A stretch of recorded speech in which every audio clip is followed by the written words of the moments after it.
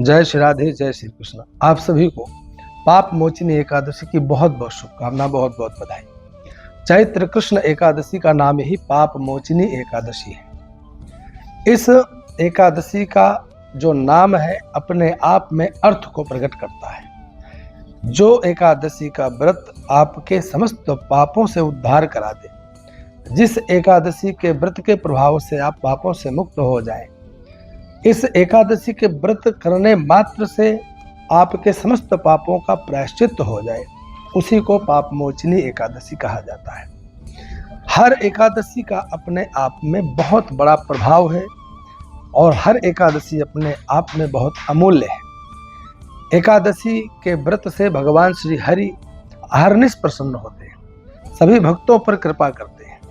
केवल भगवान श्री हरि ही नहीं, भगवान श्री हरि के प्रसन्न होने पर संपूर्ण देवता प्रसन्न होते हैं, भक्त पर अनेक अनेक प्रकार से कृपा करते हैं, सभी मनोवांछित कामनाएं परिपूर्ण होती हैं।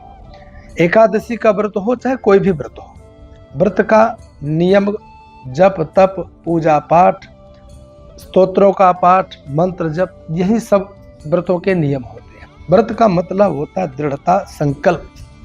आपके अंदर कितनी ऊर्जा है, कितनी ऊर्जा से तल्लीनता से आप भक्ति कर सकते हैं, भगवान को प्रसन्न कर सकते हैं, इसके लिए ही हमेशा व्रत उपवास किया जाता है।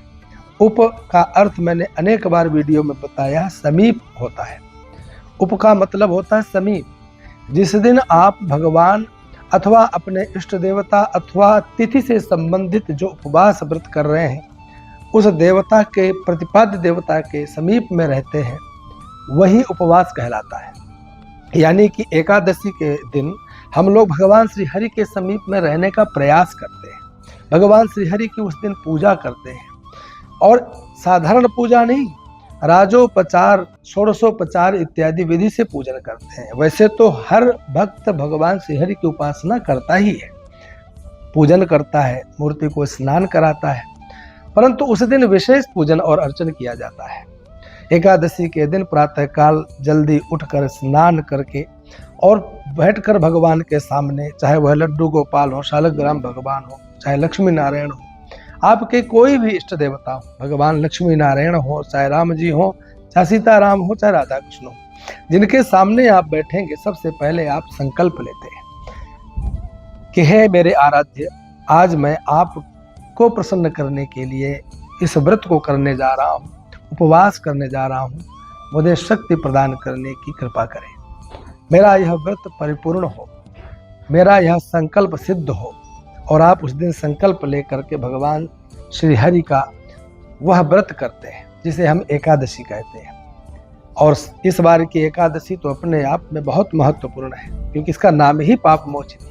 वर्ष वर्ष पर्यंत जाने कितने मनसा वाचा कर्मणा जीव से पाप होते हैं, हर मानव पाप करता है, लेकिन उन पापों से प्रायश्चित करने का कभी उसके मन में संकल्प नहीं होता है।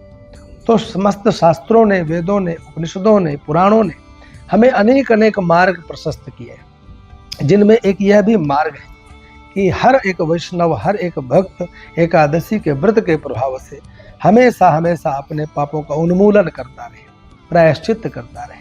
इसी के लिए एकादशी का व्रत होता है। इसी के लिए हर व्यक्ति को, हर मानव को 15 दिन में आने वाली एकादशी का उपवास अवश्य करना चाहिए और विधि विधान से उस दिन भगवान शालग्राम, भगवान नारायण का अर्चन पूजन करना चाहिए। इस बार की एकादशी जो कि चैत्र कृष्ण की एकादशी है, कब आ रही है इस विषय में आओ जान लेते हैं।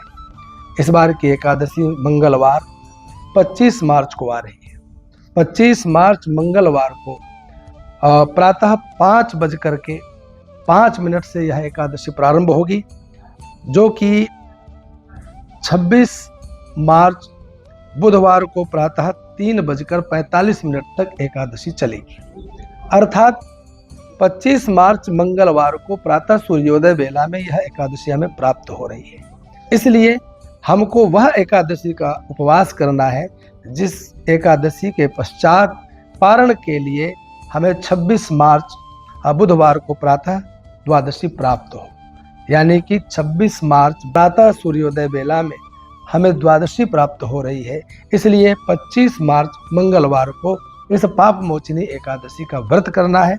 सभी स्मार्तों को इस दिन व्रत करना है, सभी गृहस्थों को इस दिन व्रत करना है, और सभी वैष्णव वल्लभाचार्य संप्रदाय से संबंध रखने वाले जो भी अपने निम्बार्की हैं, वह सभी भक्त अगले दिन 26 मार्च को यह व्रत उपवास करेंगे, जिनका 27 मार्च को जाकर के पारण होगा। तो सज्जनों, ध्यान रखना, इस पाप मोचिनी एकादशी का व्रत 25 मार्च मंगलवार के दिन हम उपवास करेंगे, और 26 मार्च को प्रातः सूर्योदय वेला में 7 बजे से लेकर के 9 बजे के बीच हम लोग पारण कर लेंगे। पुनः आप सभी को इस पाप मोचनी एकादशी की बहुत बहुत शुभकामना, बहुत बहुत बधाई। जय श्री राधे।